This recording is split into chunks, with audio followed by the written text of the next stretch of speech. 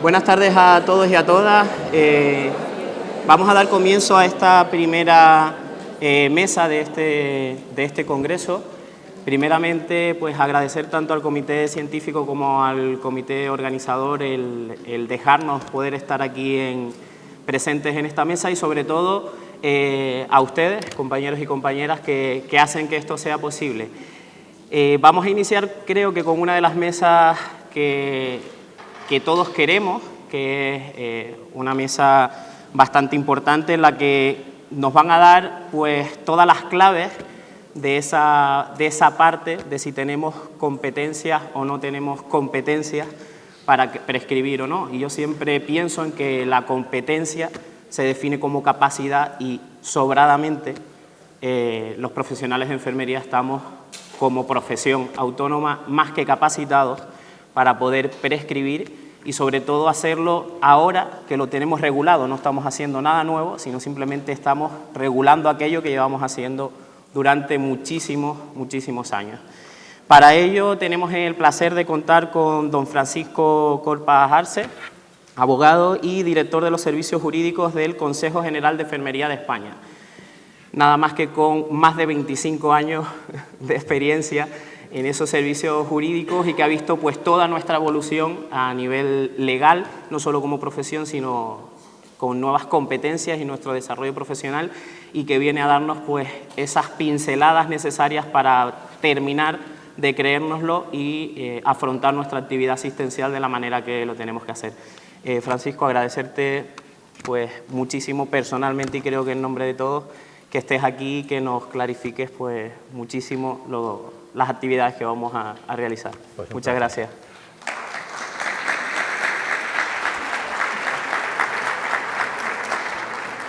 Bueno, buenos días, ¿se oye bien?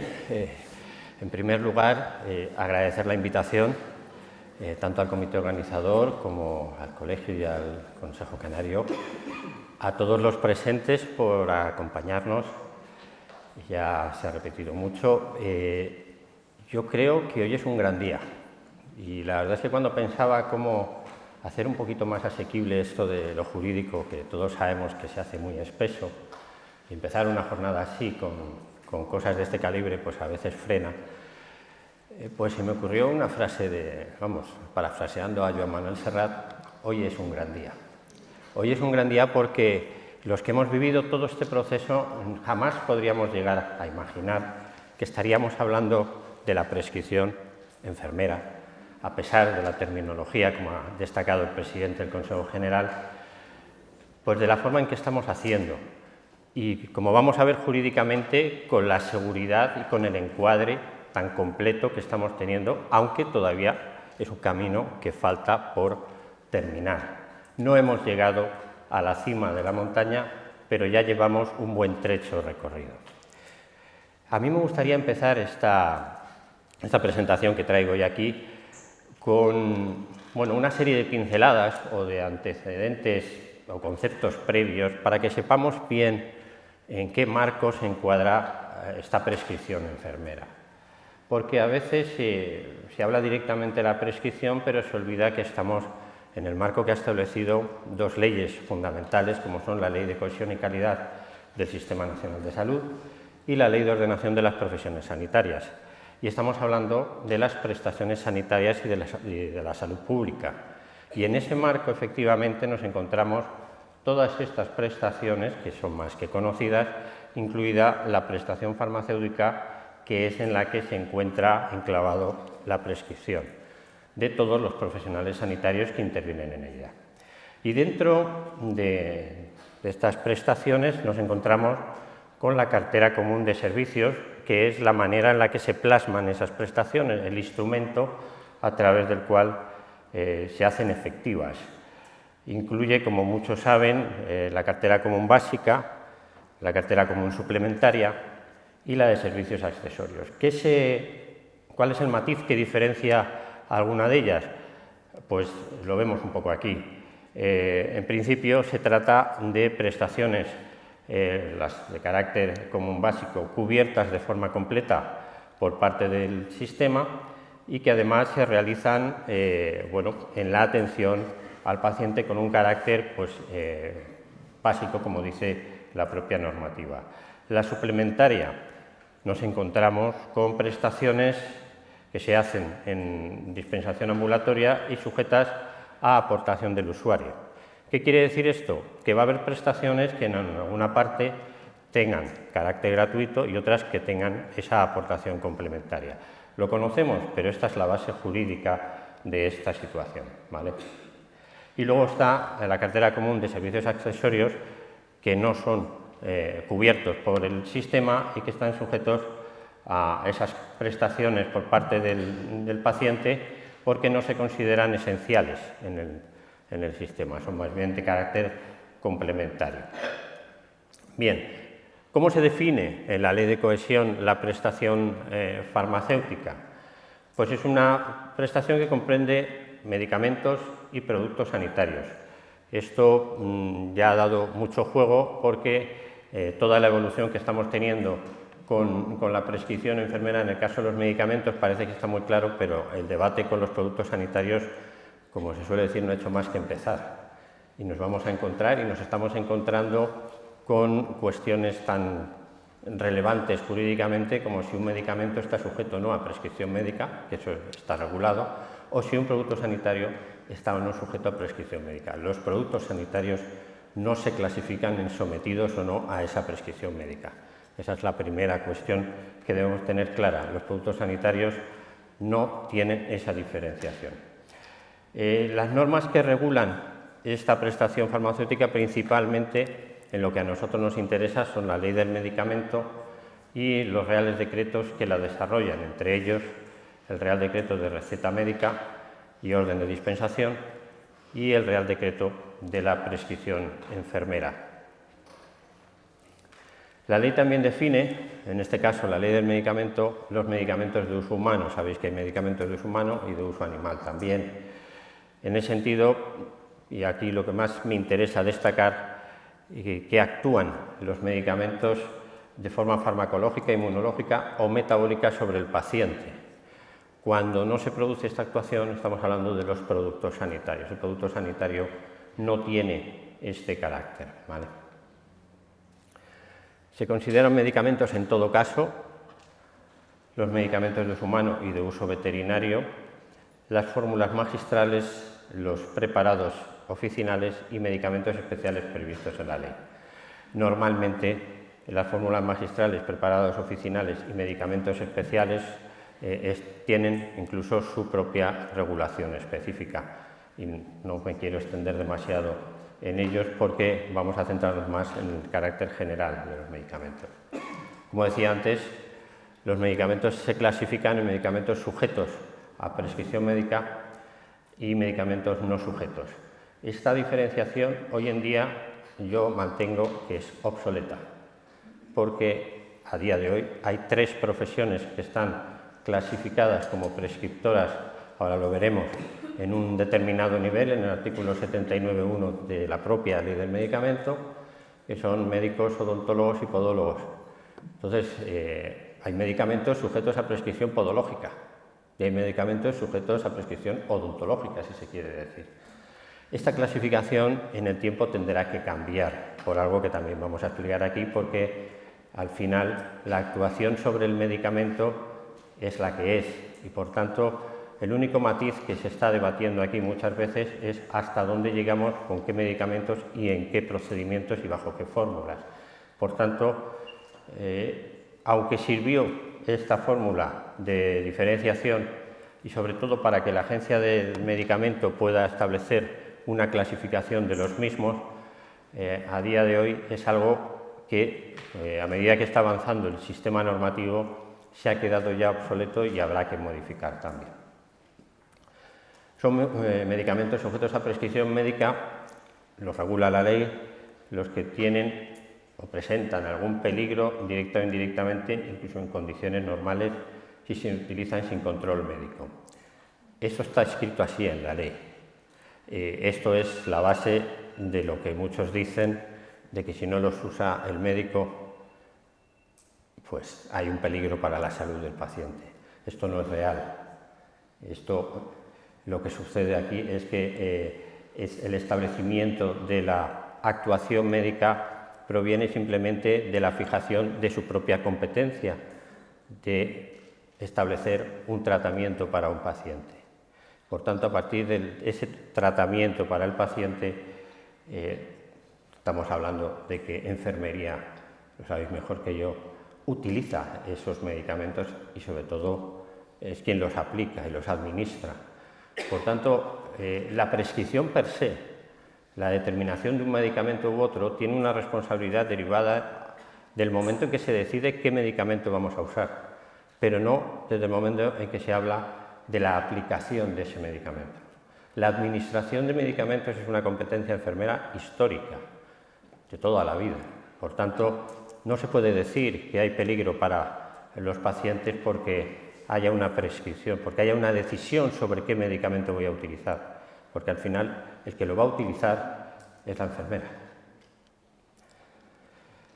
Bien, los que se utilicen frecuentemente y de forma considerable por precisamente su dosis principalmente, los que requieran pues, un estudio más detallado en cuanto a su aplicación y una curiosidad que es los que se administren por vía parenteral también.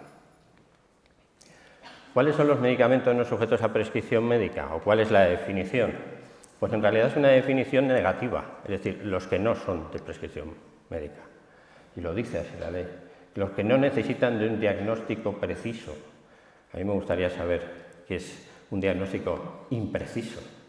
A mí me parece algo, no sé, ¿cómo se puede hacer un diagnóstico no preciso? O sea, yo si diagnostico. Y que pueden ser utilizados incluso en el autocuidado. Ya digo que la redacción de la norma es un poco curiosa en ese sentido. ¿Y qué es un producto sanitario? Pues un producto sanitario es un dispositivo, un material que cumple funciones o bien de diagnóstico, de tratamiento, de seguimiento o de prevención de enfermedades.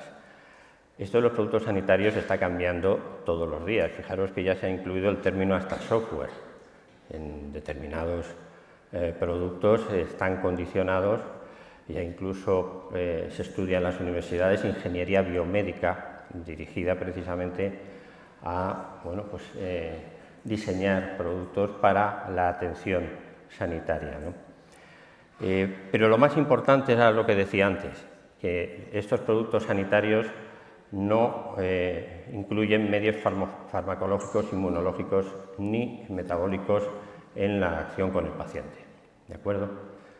Se pueden considerar para un profano, como soy yo desde el punto de vista sanitario, que no inciden en lo que es el funcionamiento, en lo que es la propia biología del paciente, ¿vale?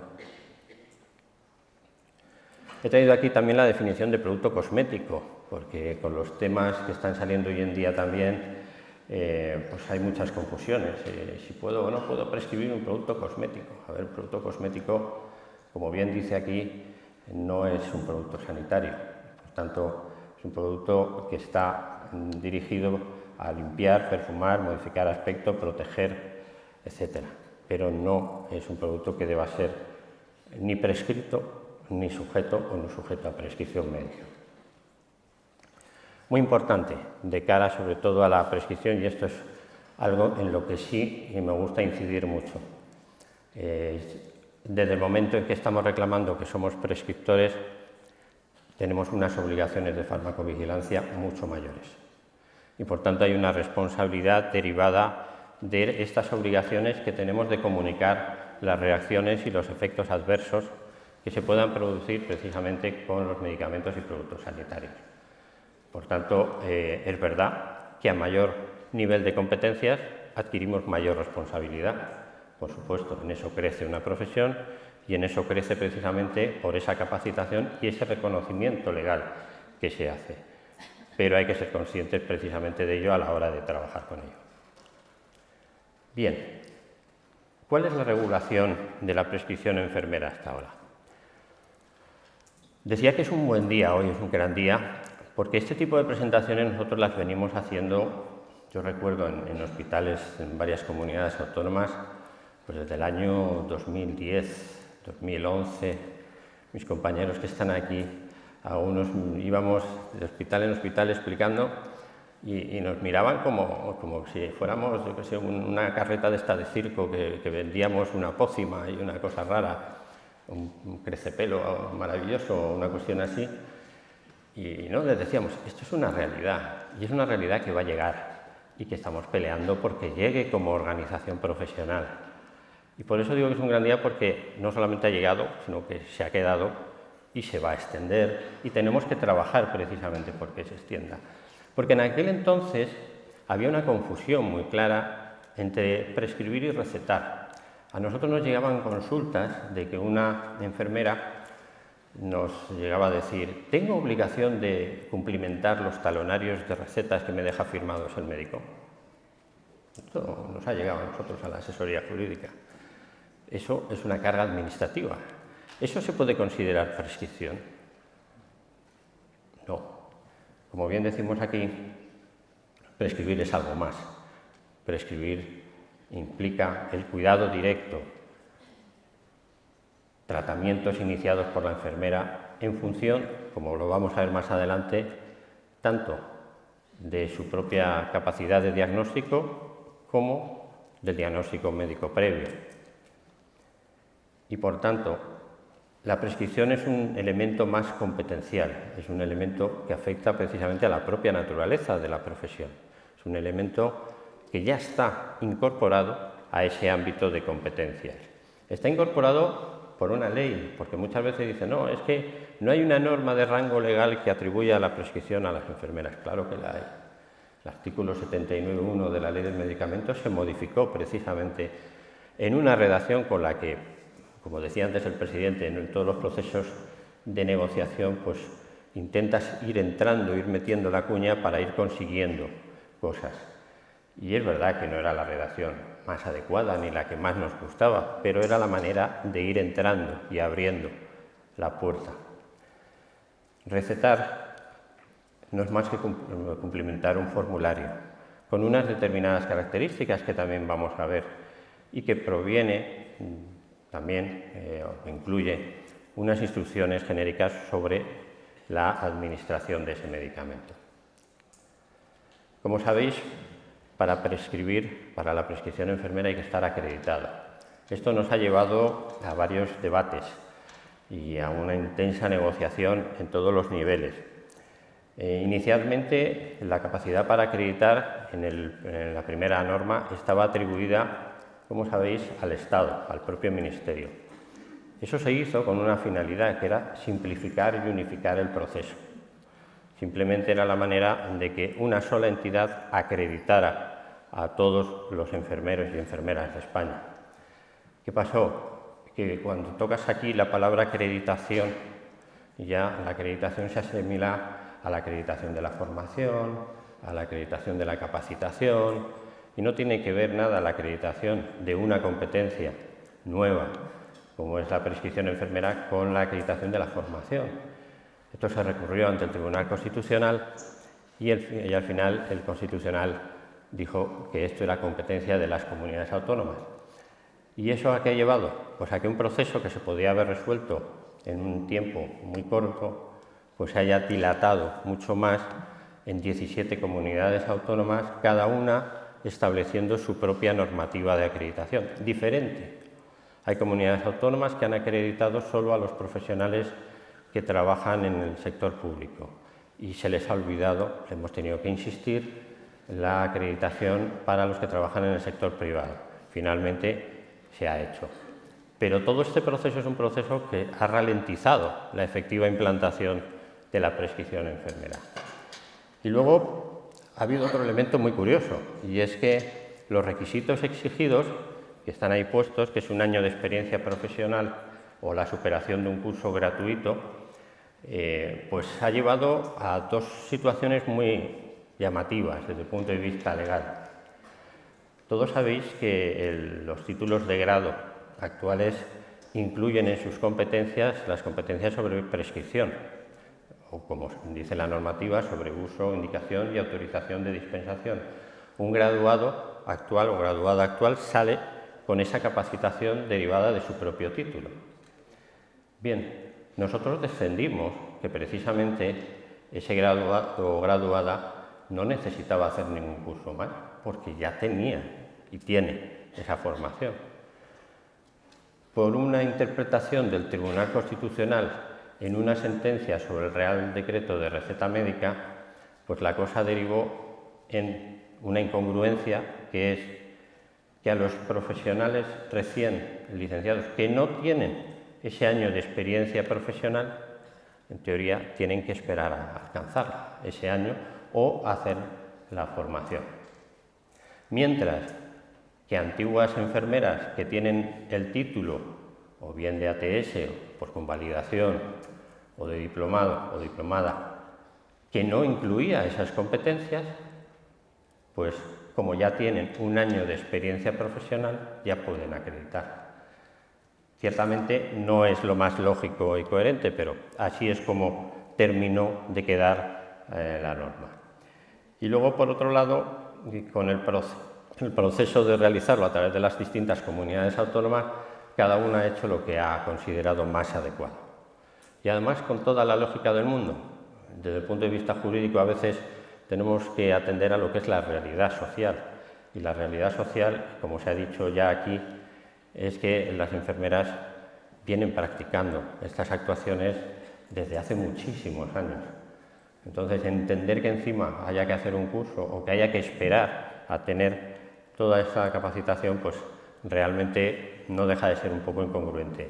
La mayoría de los servicios de salud han optado por acreditar directamente a sus profesionales.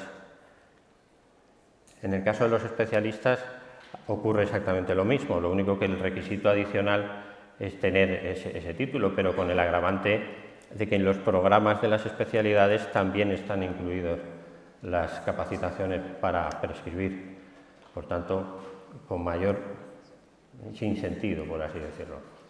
En Canarias se dictó una instrucción en el año 2019 que no diferencia entre el personal que trabaja en el ámbito público o privado y que permite, a través de la plataforma electrónica, de la sede electrónica, obtener esa acreditación para los que trabajan en las instituciones sanitarias del Servicio Canario.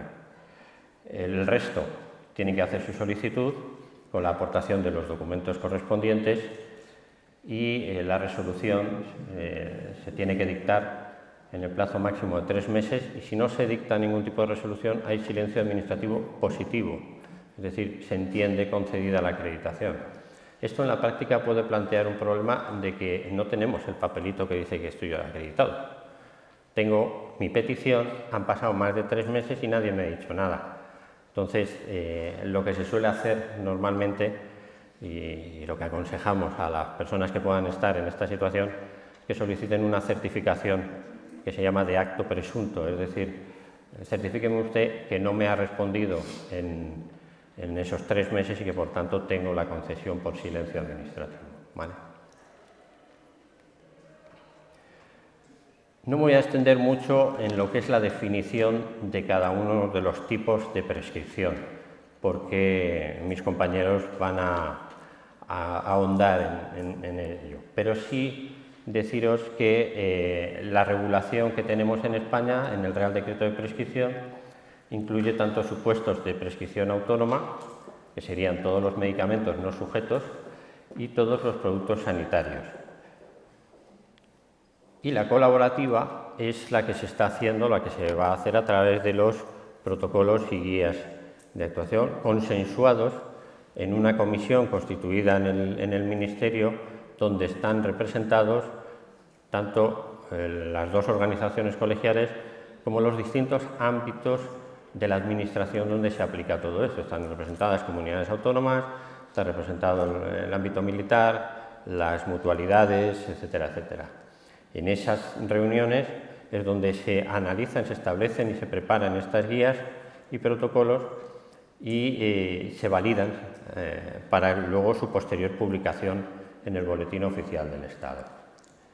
En el caso de las vacunas es un supuesto que ha quedado contemplado en el Real Decreto como un supuesto de prescripción, en este caso autónoma, porque con el calendario vacunal y a través de la orden de dispensación enfermera no es necesario ningún requisito más. Y lo que sí me interesa volver a incidir aquí en la diferencia entre prescribir y administrar. Hay que diferenciar el problema o los problemas que pueden surgir con la administración, que muchas veces se dice, bueno, ¿y si tiene algún efecto?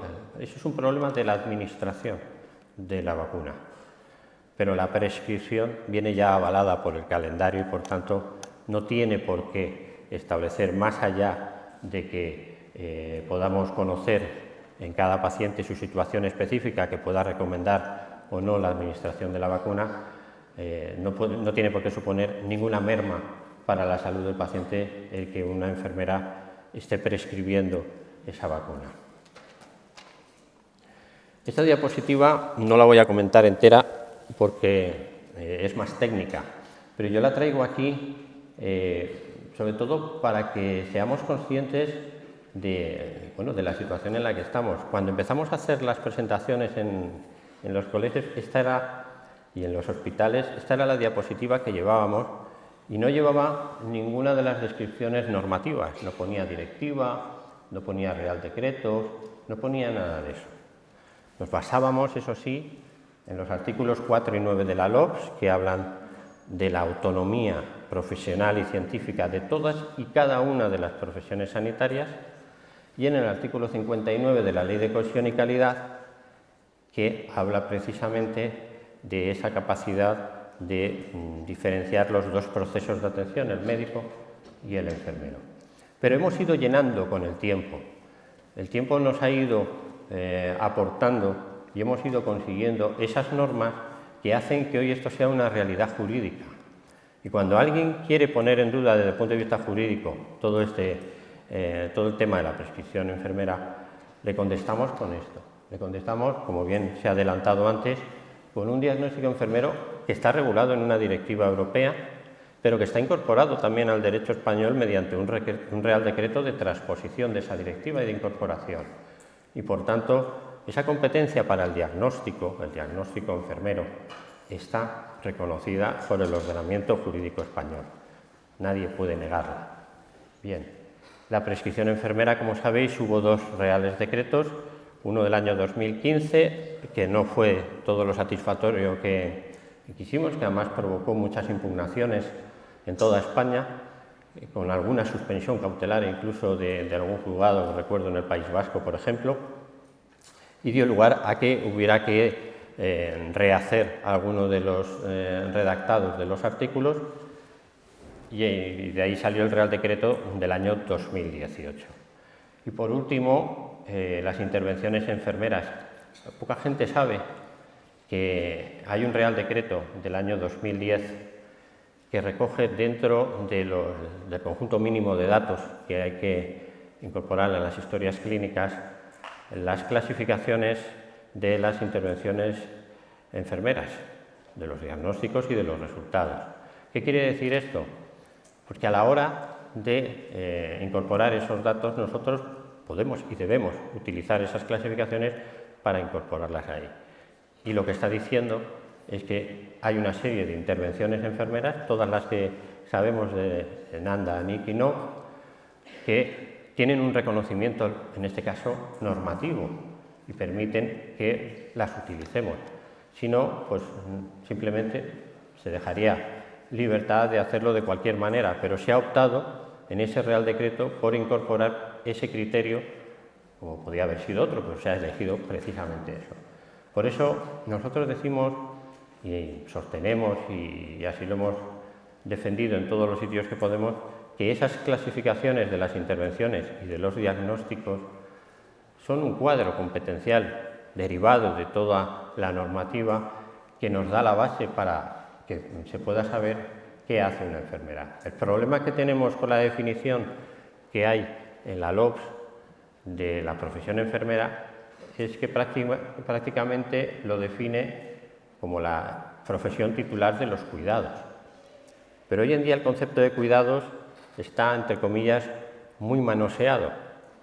Se habla de cuidados de los pacientes, pero se habla de cuidados hasta de los automóviles. Usted va a un taller y el técnico no es el mecánico de toda la vida, es el experto en cuidados de su vehículo y cosas por el estilo. La terminología es muy variada y lo recomendable jurídicamente es que tengamos la mayor precisión posible en la normativa. Las imprecisiones que hay o las generalidades nos llevan a que muchas veces otros colectivos, otros grupos, otras personas traten de impugnarnos en nuestras actuaciones, como más adelante comprobaréis, precisamente basándose en que, bueno, es que el concepto de cuidados pues es un concepto muy genérico y lo intentan minusvalorar. Nuestro trabajo ahora mismo desde el punto de vista jurídico está dirigido, y lo vamos también a explicar, a poner en valor esos cuidados, como antes se decía, pero a ponerlo en valor también jurídicamente incorporando su definición, incorporando el contenido de lo que hace la profesión en la propia LOPS, modificando la definición que actualmente existe en la misma. Que no es que vayamos a decir nada distinto, porque no podemos, lo que vamos a hacer es aclararlo y explicarlo más.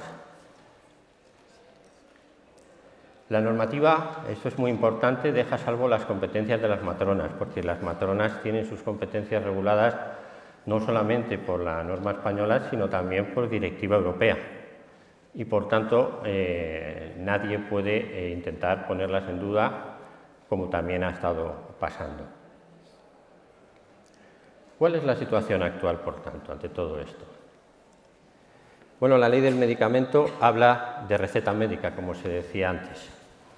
Receta médica, pública, privada, y habla de la orden de dispensación hospitalaria para los centros, y habla de que un médico, un odontólogo y un podólogo son los únicos que en el ámbito de sus respectivas competencias pueden prescribir. Esto estaba así en el comienzo. La novedad, ¿cuál fue en la ley del medicamento? El párrafo siguiente que se incluyó. Los enfermeros de forma autónoma pueden indicar, usar y autorizar la dispensación. ¿Por qué salió esta terminología? El presidente del Consejo lo explicó muy bien antes. En el proceso de negociación los médicos se negaron a que se utilizara esa nomenclatura. La realidad es la que es. Yo he tenido ponencias en congresos con médicos en el ámbito militar. Recuerdo uno donde tenía al abogado de los médicos al lado mío y yo no paré de decir prescripción enfermera. Y lo primero que hizo se levantó y dice: tengo que hacerle una objeción al abogado de los enfermeros porque no es lo que dice la norma. Y entonces yo le contesté: ¿y qué dice la realidad? La norma, lamentablemente, siempre va por detrás de la realidad. Y por eso tenemos que avanzar nosotros en la realidad para provocar el cambio normativo, que es lo que venimos haciendo todo este tiempo. Bien, indicar, usar y autorizar la dispensación. Autorizar la dispensación es una orden que se le da al farmacéutico. Indicar y usar es el acto de diagnosticar y prescribir. En definitiva, lo que estamos haciendo es dividir una terminología de una sola o de dos palabras en 5 o 6. Bueno, pues nos costará más escribirlo, pero la realidad es la prescripción enfermera. ¿Cuál es nuestro objetivo? Porque hemos llegado hasta aquí, pero queremos más. Nuestro objetivo es incluir a los enfermeros en el párrafo anterior. Cuando se habla de un médico, un odontólogo, un podólogo, incluir a la enfermera. Porque la enfermera es la persona que también tiene esa capacidad para prescribir.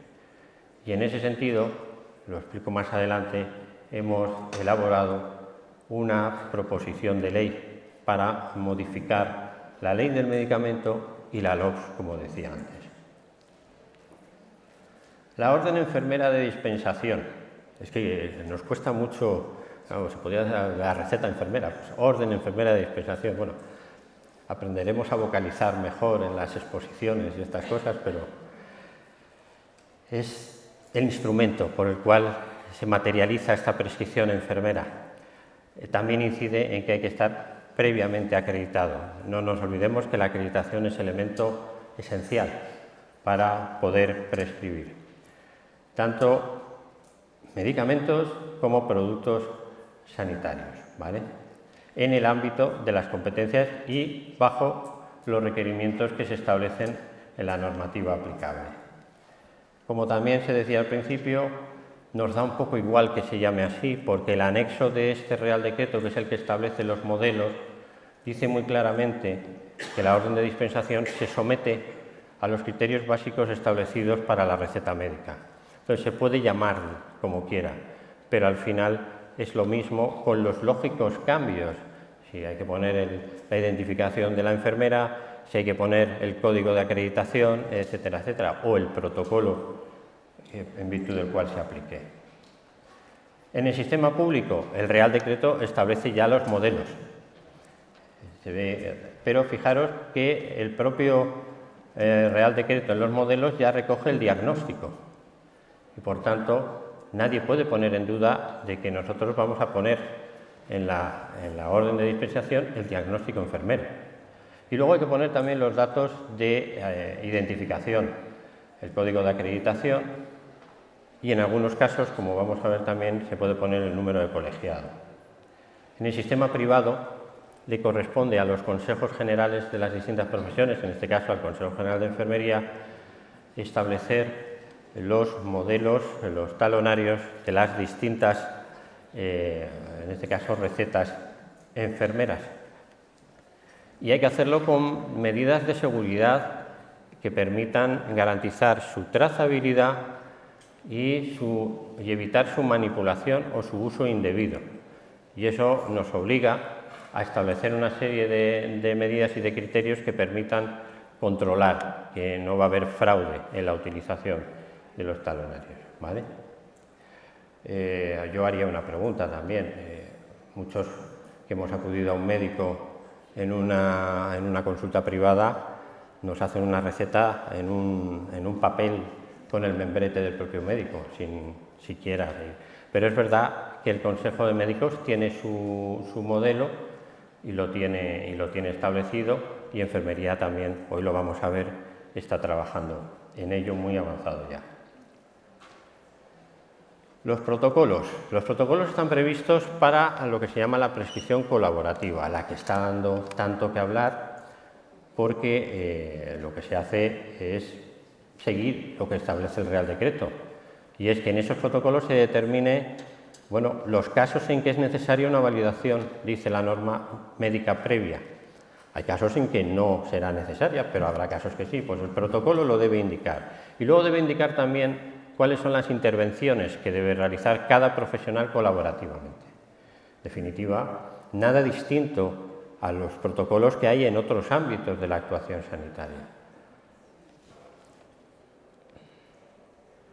A día de hoy hay 5 protocolos ya y guías aprobados, los tenéis aquí, y tengo que decir que en algunos casos han sido recurridos.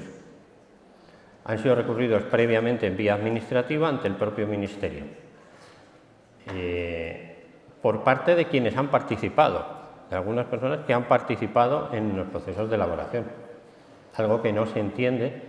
Si tú has participado y has dado el visto bueno, ahora, ¿por qué recurres? Pero bueno, parece ser que es más una estrategia corporativa que otra cosa. Actualmente, el estado de esas impugnaciones está en vía administrativa. Es el Ministerio el que tiene que resolver los recursos.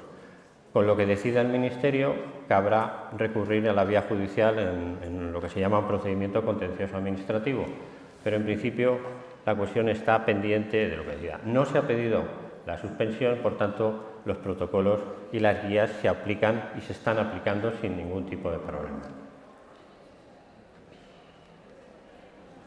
Conclusiones. Pues es necesario seguir elaborando guías y protocolos. Todos somos conscientes, y a medida que vamos entendiendo el proceso y vamos aprendiendo también de la propia experiencia, de que hay ámbitos de la actuación profesional que se van a ver muy reforzados si vamos elaborando y continuamos elaborando estas guías y estos protocolos, y además se validan y se publican en el BOE y tienen por tanto ese valor oficial. Hay que seguir implantando la prescripción enfermera para convertirla en una realidad cotidiana. Esto es algo que nos compete a todos, nos compete a los profesionales, nos compete a los servicios jurídicos en todos los apoyos, y en algo que Ya estamos teniendo esa experiencia. Antes se decía el ahorro que contribuye, pero sobre todo en convertirlo en una realidad. Si ya digo que hace unos años, cuando empezábamos con todo esto, nos miraban como los que veníamos a vender el bote de crecepelo, hoy en día ya nadie, espero que nadie nos vea todavía así a día de hoy, pero esto es una realidad y hay que seguir caminando con ella. Hay que defender las resoluciones administrativas, el Consejo es apersonado en los recursos y hemos hecho todas las alegaciones y apoyado al Ministerio para que desestime esos recursos, lógicamente. Y luego, por último, es necesario dar un paso más, ir un poco más lejos y posicionar a la profesión al mismo nivel que el resto de profesiones que tienen reconocido con ese carácter prescriptor en ese párrafo, en ese 79.1, a la profesión enfermera.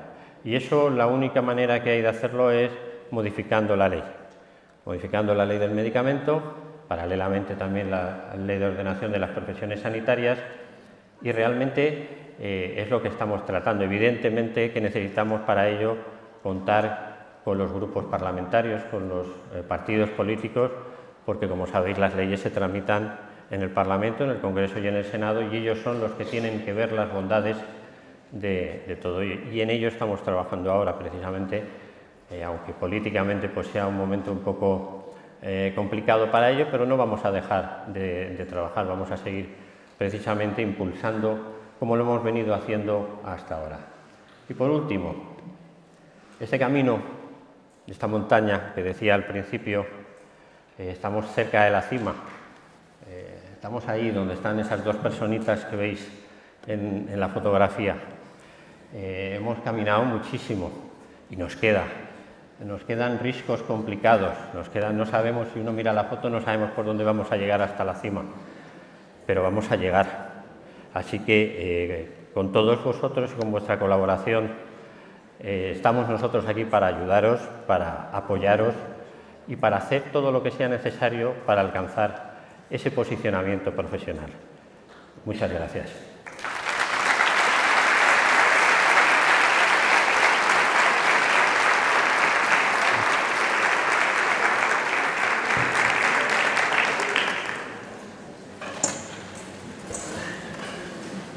Bueno, muchas gracias, Francisco. Creo que ha quedado bastante clara esa aproximación a los aspectos legales de la prescripción, y no solo de la prescripción, sino también de cosas tan importantes como el diagnóstico enfermero, que también podemos diagnosticar y tenemos nuestra base legal, y al final encaminarnos a esos cuidados finalistas, que creo que es el objetivo de todo esto, poder aplicar unos cuidados de calidad y finalistas. Pues abrimos la ronda de preguntas. Yo creo que pueden haber bastantes, así que si alguien quiere realizar alguna aportación o alguna pregunta al ponente.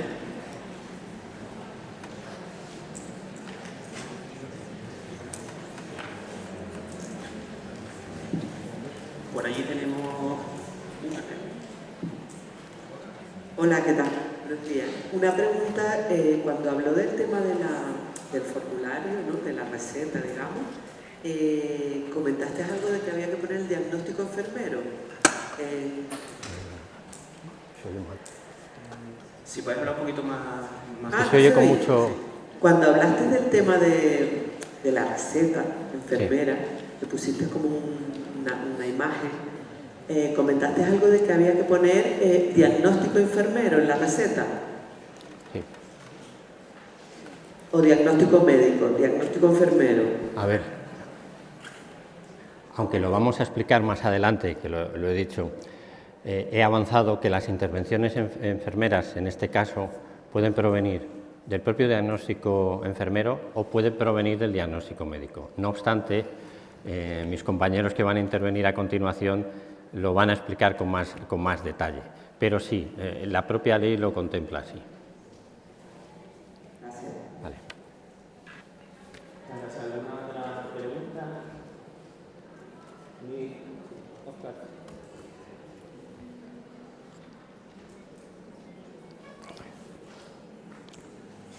Nada, en primer lugar, darte las gracias a Paco por estar aquí en Canarias acompañándonos en esta jornada. No sé si has nombrado, bueno, has hecho de esos rayos. Aquí hay algunos compañeros que son enfermeros militares y la prescripción en el ámbito de las Fuerzas Armadas está regulada, ¿no? Y es curioso porque habla de que en caso de soledad podemos hacer uso de medicamentos, ¿no? Y a veces aquí en un periférico estás solo, ¿no? Y es curioso que las Fuerzas Armadas pues hayan dado ese paso un poco más adelante, ¿no?, que el resto de la ciudadanía. No sé qué opinión tienes de eso, pero en principio yo creo que incluso se adelantaron antes que a la vida civil. No sé si tienes alguna experiencia en ese caso. Sí, por supuesto. Precisamente las Fuerzas Armadas han sido una de las puntas de lanza en todo este proceso de prescripción enfermera. Venían sobre todo por los problemas que tenían en la asistencia sanitaria, pues en las especiales características que tienen, por ejemplo, en buques en alta mar, en acciones militares, etcétera, etcétera. Y fue precisamente a raíz, creo recordar, de una instrucción que hizo el general intendente de Sanidad, creo que es el que dictó ya una primera orden dentro del ámbito sanitario militar para que se pudieran dar cobertura legal a lo que de hecho se estaba haciendo. Y de hecho en el propio Real Decreto de prescripción hay una disposición adicional reservada precisamente para el ámbito militar por sus especiales características. E incluso hay un Real Decreto que ha regulado la atención sanitaria en combate, cuando hay algún tipo de intervención militar. ¿Por qué? Porque, como sabéis, normalmente el personal sanitario no entra en combate y suele estar precisamente para lo que está, para poder.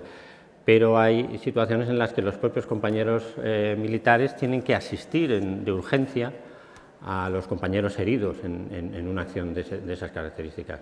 Y hubo que hacer una norma que regulara esta situación y que al mismo tiempo habilitara o capacitara mínimamente a militares que no tienen, que no son personal sanitario, para poder realizar determinadas actuaciones para garantizar la supervivencia en el momento y luego derivarlas al personal sanitario que estaba, digamos, en retaguardia para poder atender. El ámbito militar siempre ha sido una punta de lanza por sus especiales características y de hecho nosotros trabajamos mucho con ellos, tanto a nivel de la prescripción como de la capacitación profesional o de las propias guías o actuaciones que haya que hacer.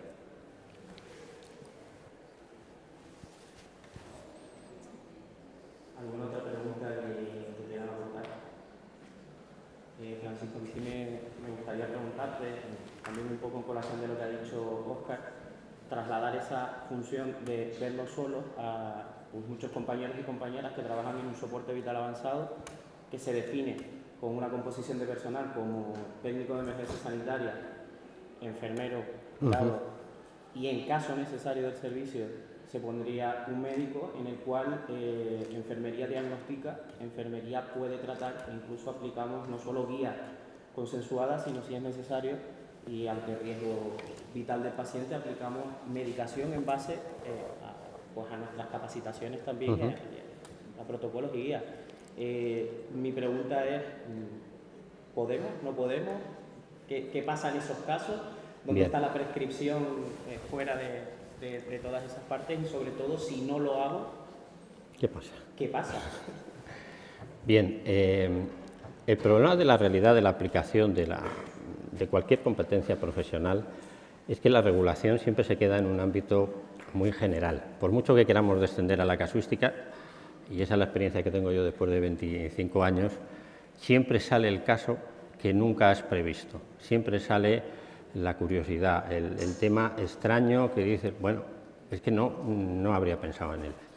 La experiencia del soporte vital básico y avanzado es una experiencia que ya tiene bastantes años y ha habido una problemática muy grande precisamente por ello, tanto a nivel nuestro como de enfermería como con el tema de los técnicos, como sabéis. Y hay esa tendencia también, desde el punto de vista también un poco económico, a maximizar los recursos, ya que en estas unidades pues, pueda no estar en determinados casos todo el personal que sea necesario. Realmente el elemento fundamental para nosotros desde el punto de vista jurídico son los protocolos y las guías. Por eso decía antes que todas estas situaciones luego las tenemos que plasmar en protocolos y guías. Pueden ser los protocolos a nivel estatal que se publican en el BOE, pero también hay protocolos que se elaboran y se aplican en el ámbito autonómico, en el ámbito de los distintos servicios de salud y en el ámbito de las distintas prestaciones. Y, por tanto, siguiendo los procedimientos establecidos para ello, lo recomendable es que se elaboren esos protocolos con la intervención de los profesionales que los tienen que aplicar, que dice la LOPS que es uno de los elementos fundamentales, y que sea la base para esa actuación. ¿Por qué? Porque la norma escrita es la que da seguridad jurídica.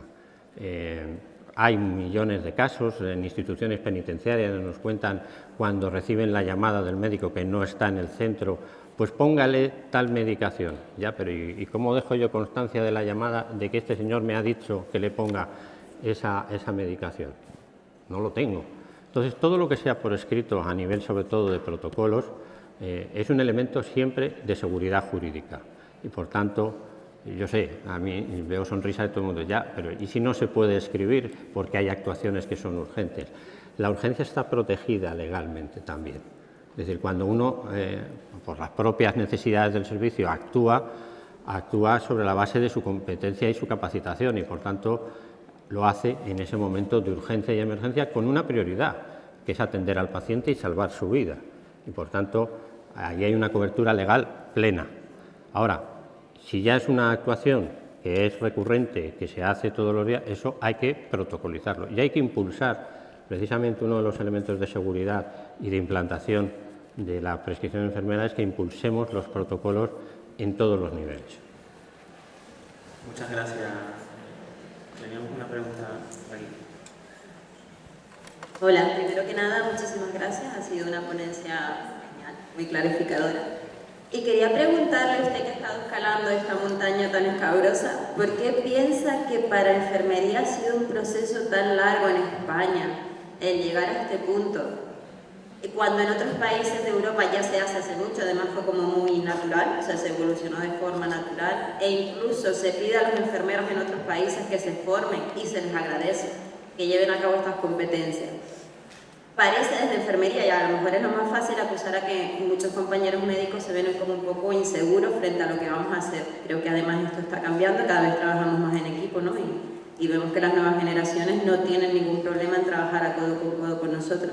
Pero ¿hay alguna otra razón que nos haya puesto tantos tropiezos en el camino? Voy a decir una frase que igual me cuesta un expediente disciplinario. La culpa la tenemos los abogados. A ver, cuando todos los temas llegan a una situación de esta hay que analizar las consecuencias jurídicas, hay que analizar los elementos que intervienen en todo este proceso. Yo lo digo desde el punto de vista que he sido, digamos, instrumento promotor. Yo he trabajado para que esto sea así, salga y se haga como creo que debe ser porque corresponde a una realidad, pero los procesos de plasmación de los cambios normativos dependen de tantos factores que es muy difícil a veces. Cuando estamos hablando de normas reglamentarias, es el Gobierno el que tiene la potestad reglamentaria y, por tanto, se puede hacer un Real Decreto. Y con todo, la elaboración de un Real Decreto puede llevar entre año y medio, 2 años. Y necesita una serie de informes favorables y que no haya presiones de ningún otro tipo para poderlo hacer. Desde el punto de vista legislativo, como decía antes, es necesario promover modificaciones en el Congreso de los Diputados, tanto a nivel de partidos políticos, grupos parlamentarios, como cualquier otro que se pueda hacer. Y si a eso le añadimos que estamos en un momento, pues yo diría, de catarsis, porque venimos de una pandemia, venimos a nivel jurídico de unas huelgas en órganos judiciales, da una sensación de que mover cada pieza que es necesario en este engranaje no es fácil. Entonces, no es que haya más razones ni menos, a lo mejor no lo esperamos y hay normas que salen mucho más rápido. La clave en qué está, en no dejar de presionar, en no dejar de trabajar y en seguir impulsando todo ello. Pero hay un elemento también fundamental, que es la realidad. En la medida en que nosotros hagamos ver a los gestores sanitarios esa realidad social, será la manera también de que se vean ellos presionados para poderlo reflejar en una norma. Hoy he estado escuchando la polémica que hay aquí en Canarias precisamente pues por una implantación que, bueno, que probablemente los modos o los procedimientos no hayan sido los más adecuados, pero hay una cuestión muy clara y es que se nos tiene que escuchar como colegios profesionales, como representantes de los colectivos, porque somos los que sabemos.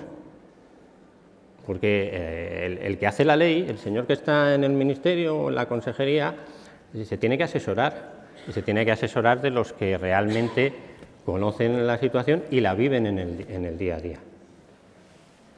Francisco, teníamos otra pregunta, pero sí es verdad que a colación de lo que comentabas ahora, y creo que también por esa parte de todos los enfermeros y enfermeras que estamos en atención primaria, podríamos afirmar que la actual gestión compartida de la demanda, protocolizada, consensuada por todas las partes intervinientes que tenemos ahora, con protocolos puestos en marcha y con las legislaciones europeas, españolas y autonómicas que tenemos, es segura para nosotros? Es decir, ¿puedo aplicarla plenamente? Yo tengo mi respuesta, pero simplemente... Es una pregunta trampa, entonces. Bueno, a ver, no conozco la norma tal y como ha salido, pero partimos de una primera base. Es una disposición establecida por un poder público, en este caso. Es una administración pública que ha establecido una norma. La responsabilidad de si esa norma es acertada, adecuada o no, es de la administración, no es de quienes intervienen en ella y la aplican. Por tanto, nosotros, cuando ya hay que aplicar una norma, nos guste o no, no estamos sometidos al ordenamiento jurídico y, por tanto, se aplicará. Otra cosa es que luego se muevan los resortes necesarios para modificarlo, adaptarlo o que corresponda más a una realidad social efectiva y que produzca su efecto. No quiero decir nada, por ejemplo, con la ley del sí es sí, que ahora mismo está impactando la revisión de la normativa, pero esas cosas pasan porque no se escucha, repito, a los que saben, a los expertos, a las personas, y en los colectivos profesionales tenemos los colegios profesionales, tenemos los consejos generales, que somos los que nos dedicamos a ello. Si es que trabajamos en ello a todas horas del día y, por tanto, no sé quién más a nivel de gestión en la administración lo pueden tener, y en este caso la norma existe y, salvo que la suspenda normativamente el propio departamento o mediante una resolución judicial, se debe aplicar. ¿He acertado? Sí, sí. Ah, vale.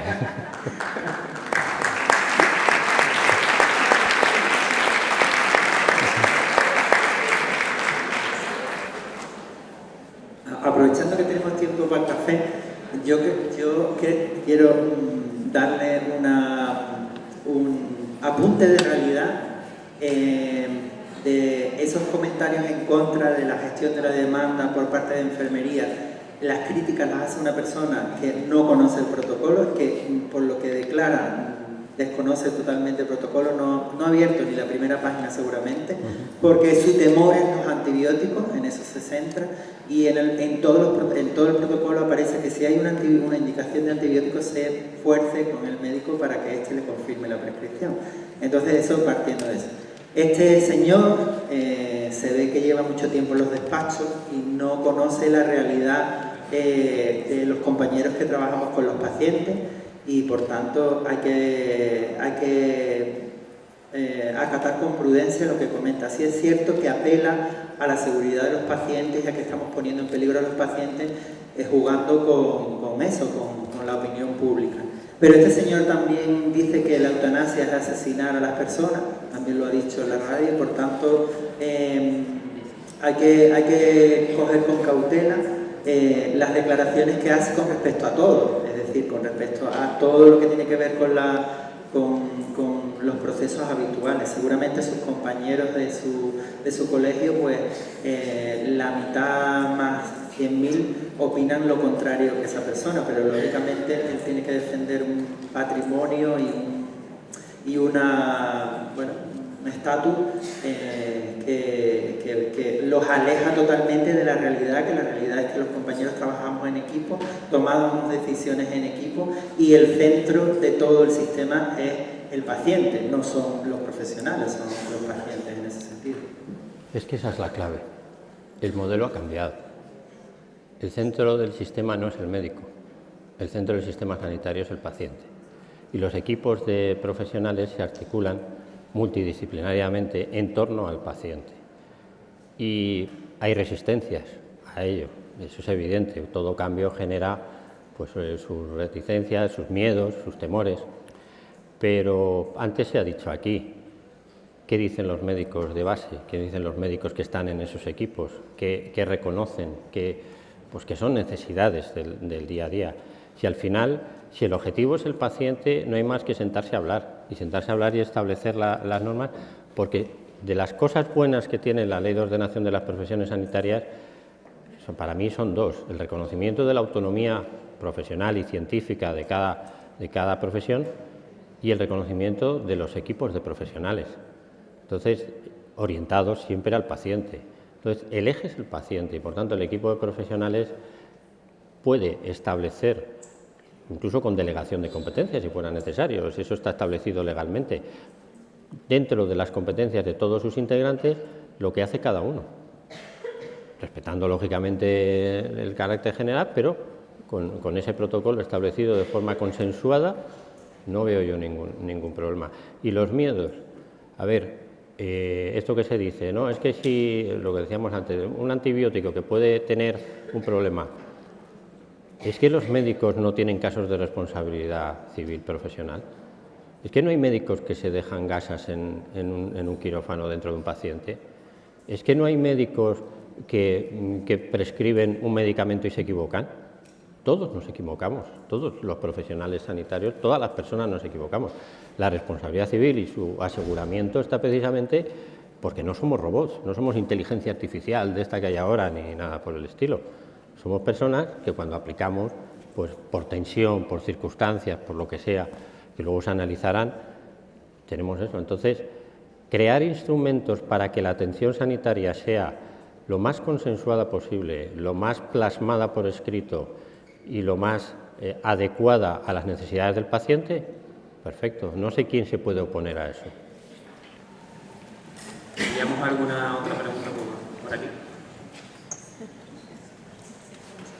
Hola. Por ser parte, ¿no?, de lo que se está hablando en el debate, como director de enfermería actualmente de atención primaria, es unirme a lo que tú decías, Aarón, y que agradecer a Óscar las palabras, porque entendemos desde atención primaria que no hay un criterio de crítica entre colectivos. Esto no es quién tiene razón, si medicina o enfermería, y en ningún caso ha sido un tema personal, como bien decía Óscar, de un criterio personal de una persona que se le pone el micrófono, mientras que la mayoría del colectivo no tiene acceso a ese micrófono, y donde han vertido sus opiniones han sido, por ejemplo, en redes sociales o directamente en sus puestos de trabajo, ya que trabajamos en equipo. Estos protocolos nacen de una necesidad sentida y vivida, y como bien comentaba antes el ponente, no es lo mismo en el caso de una urgencia el no tener el protocolo y tener una necesidad de actuar, que aquello que nos pasa de forma recurrente y en nuestra vida cotidiana. Y ahí es donde los enfermeros ahora tenemos plasmado en un protocolo negro sobre blanco qué debemos hacer, y cumple todos y cada uno de los requisitos que se han dicho hoy durante esta ponencia, ya que van a tener en un ámbito no solamente de prescripción autónoma, sino también colaborativa.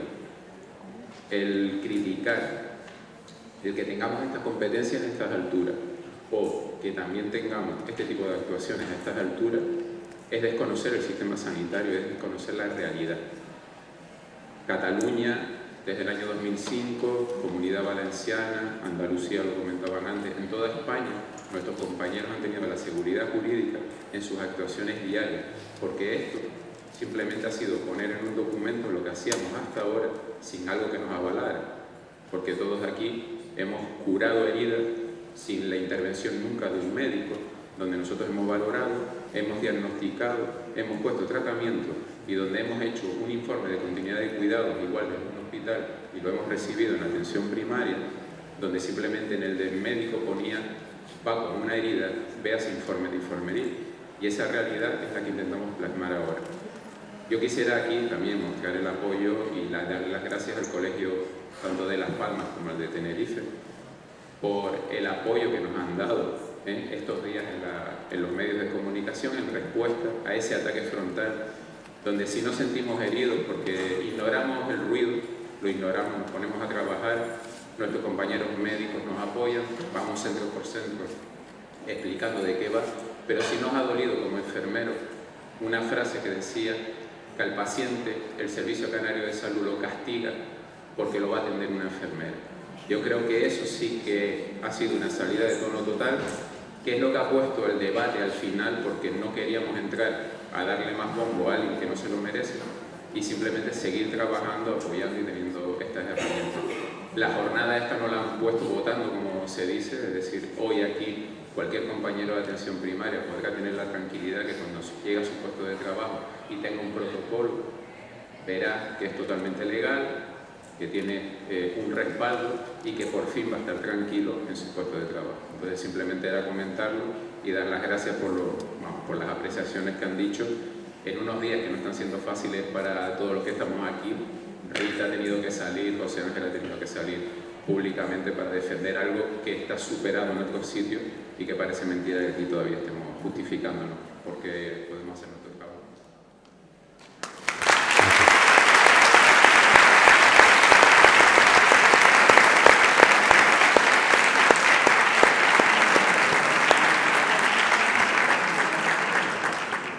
Sí, antes de la siguiente pregunta, sí que me gustaría un poco, también por alusión, porque también vengo de primaria, y sí que me gustaría aportar que desde el punto de vista gestor, que ahora tengo la suerte de poder vivir un punto de vista gestor un poco más alto, más interno dentro de lo que sería una parte sanitaria, sí que tenemos claro que lo que daña al paciente es una gestión de la mediocridad. Por fin estamos cambiando la mediocridad, por fin estamos cambiando los objetivos y poniéndolos en el paciente.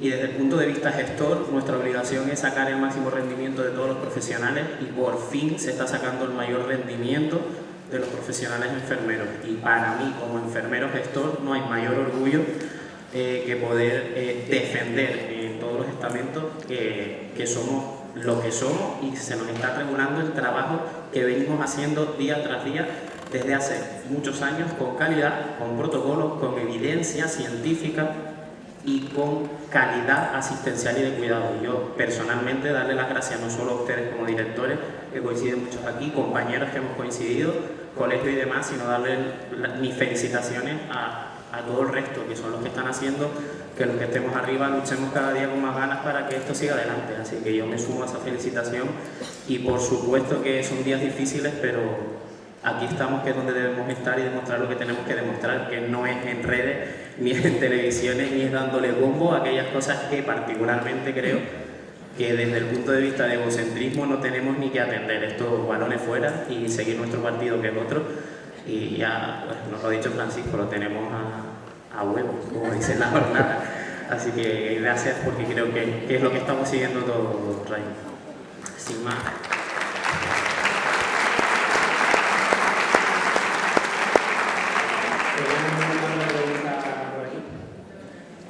Bueno, felicitarle por su ponencia y quería comentarle que, como ya sabe, la enfermería dermoestética viene pisando fuerte. Las enfermeras cada vez estamos reclamando unas capacidades o cualidades que ya de por sí tenemos.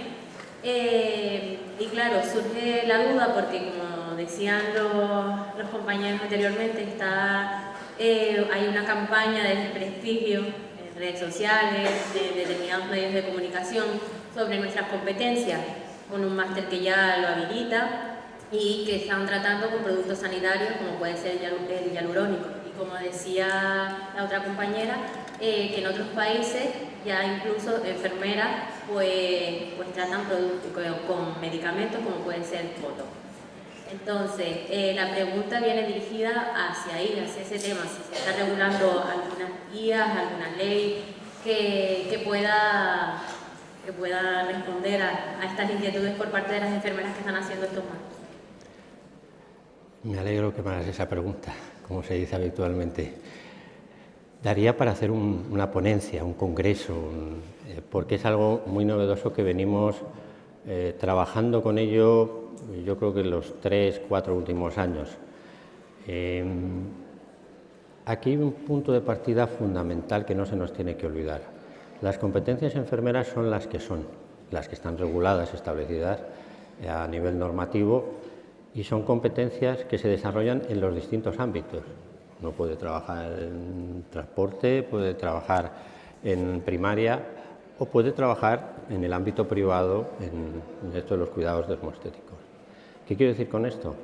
Que no podemos establecer una parcelación de la profesión y sobre todo de las competencias profesionales.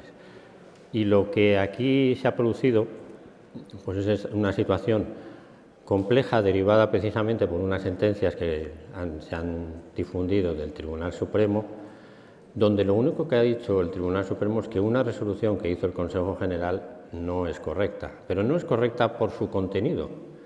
No ha dicho nada de que fueran competencias de unos o de otros, no.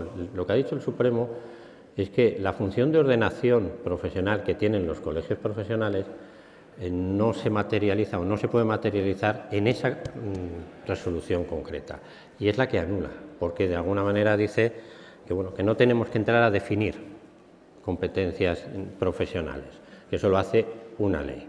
Es curioso porque en ese procedimiento la base para echar abajo no era una ley, sino los reales decretos, el Real Decreto de Establecimientos y Centros Sanitarios y las normativas autonómicas sobre autorización de apertura de los centros. Esas normas no atribuyen competencias profesionales ni a médicos, ni a enfermeros, ni a nadie, simplemente regulan los procedimientos de apertura y puesta en marcha de esos centros y establecimientos. El debate va a ser largo y el trabajo está siendo duro. Nosotros estamos defendiendo todas las competencias profesionales en el ámbito en concreto de aplicación, y ahora en concreto ha salido, lo habréis leído, un reglamento europeo de productos sanitarios. Con estas cosas hay que ir con prudencia, porque también yo he oído de los dos lados, gracias a este reglamento ya se puede hacer todo. No, un reglamento que está dirigido a los laboratorios, pero que dice en sus etiquetas lo que tienen que poner, y entre otras cosas tienen que poner los profesionales que pueden utilizar los productos. Y ahí establece una diferenciación, pone médicos, pone otros profesionales sanitarios capacitados. Vale. Los implantes, por ejemplo, médicos. La liposucción, médicos. Pero el resto, productos inyectables, dice en las etiquetas, profesionales sanitarios capacitados. ¿Está capacitada la enfermera para inyectar? Yo creo que sí, porque si incluso se ponen inyecciones en la columna vertebral y cosas por el estilo. Cuando a mí el único argumento es el argumento del miedo, el argumento del riesgo profesional, no me vale, porque el riesgo profesional lo tiene el médico y lo tiene la enfermera. Pinchar mal puede pinchar mal cualquiera de los dos. Mientras tenga capacitación y tenga formación, lo puede hacer. Entonces, nosotros estamos trabajando a nivel corporativo con los colegios y vamos a ir, ya hemos ido mandando informes y comunicaciones sobre todas estas cuestiones. Y hemos hecho un posicionamiento y vamos a salir haciendo más cosas porque este reglamento entra en vigor en junio próximo. Y sobre todo, aquí hay una cuestión que, como esto es ámbito privado, lo que hay que potenciar es lo que decíamos antes también, lo decía el presidente, la consulta de enfermería. La consulta de enfermería a nivel privado no se habla de ella, no es algo que tenga una entelequia y tal. En el Real Decreto de Establecimientos y Centros Sanitarios está previsto y es una unidad de atención que se puede pedir y se puede trabajar. Ahora, hay que ser también inteligentes, valorando la situación y teniendo claro, sobre todo, dónde estamos todos. Y no estamos ejerciendo la profesión de manera aislada. También se ha dicho aquí, estamos ejerciendo la profesión en equipo. O sea, esto no va de hacer una guerra de yo tengo más que tú o yo tengo... No, esto va de trabajar en beneficio del paciente. Y si establecer esas unidades requiere colaboración con el médico, pues que se establezca. Y habrá situaciones en las que será necesario. ¿Que habrá situaciones donde haya que actuar autónomamente? Por supuesto. Entonces, es un campo muy novedoso en el que estamos entrando, en el que hemos tenido el problema precisamente de las sentencias del Tribunal Supremo y donde el propio Consejo General también ha acordado una cosa y es defender, ayudar a los profesionales que tengan algún problema en toda España frente a cualquier demanda o acusación que tengan por una supuesta, que no real, invasión competencial. Y nosotros les apoyamos, incluso aportamos informes periciales, apoyamos todo lo necesario para que el juez pueda entender esta realidad nueva sobre la base real.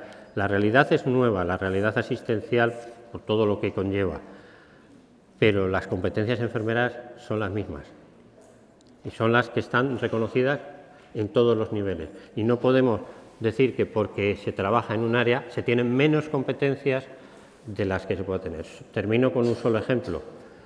No se utiliza el Botox a nivel asistencial en los ojos, en el tema ocular. Está reconocido en varios protocolos, por ejemplo en el SESCAM, en Castilla-La Mancha. ¿Por qué no se va a poder hacer en el ámbito privado con las condiciones necesarias para ello? No hay razón para negar eso. Gracias.